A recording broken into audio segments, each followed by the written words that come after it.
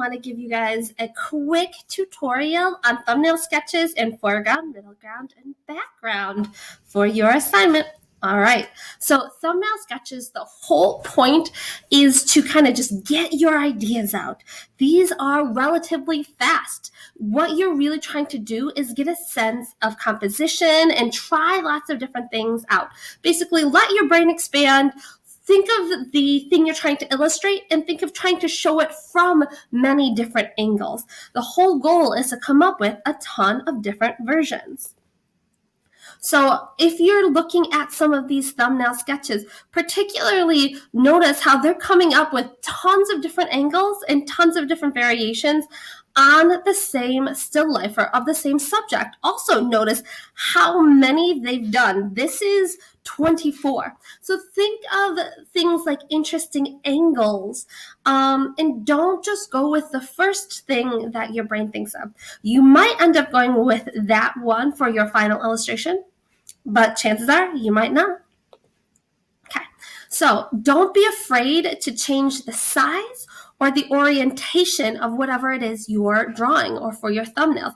This is a low risk situation. Notice how some of these are horizontal, some of these are vertical, some of these are longer and skinnier, and some of them are a little bit shorter and fatter.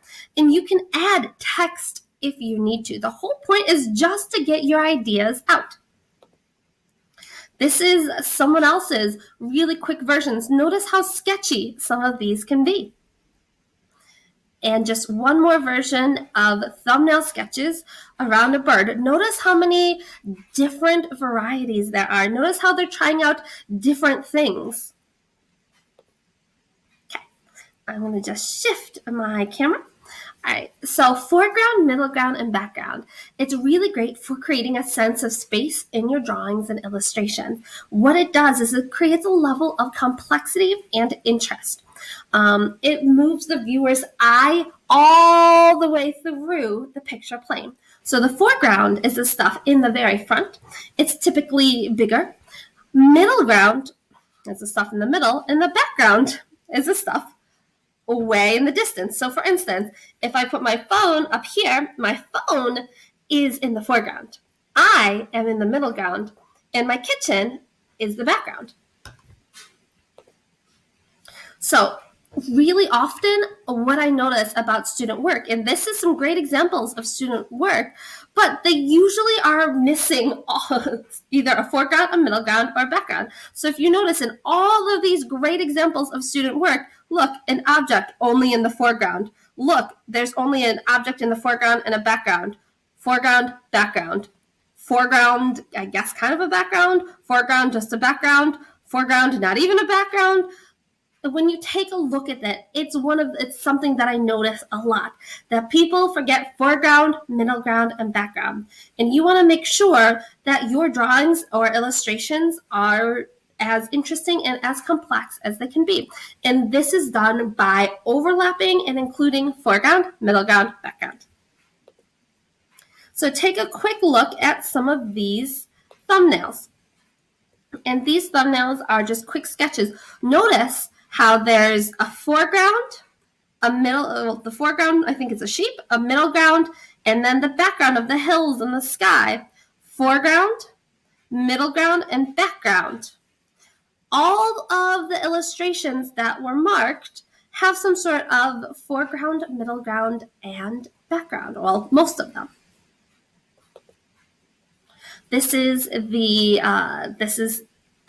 illustration that this artist decided to go with. And again, you have these foreground sheep, the middle ground that's happening here, and then that kind of sense of the background.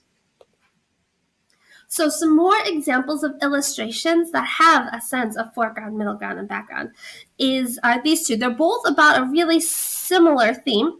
Let's just move that down there. You have kind of these drips that are happening in the foreground, the character in the middle ground, and the blinds as the background. Look at all of this stuff that's in the foreground and surrounding this character, which is giving a good sense of like getting closed in and overwhelm. So the screen is in the foreground, these papers are in the foreground, the characters in the middle ground, and even look what's coming in the background.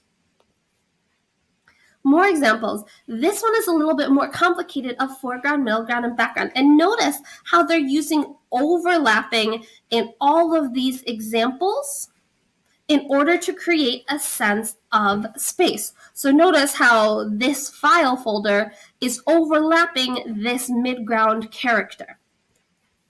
So these hands would be more in the foreground. It gets a little bit more confusing in this. Maybe this face would be middle ground, and then you have all of these other marks that exist in the background. Foreground, middle ground, background. Notice the overlapping that occurs.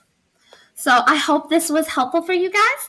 And if you have any questions, please don't hesitate to ask or shoot me a Google Meet. Other than that, have a great day.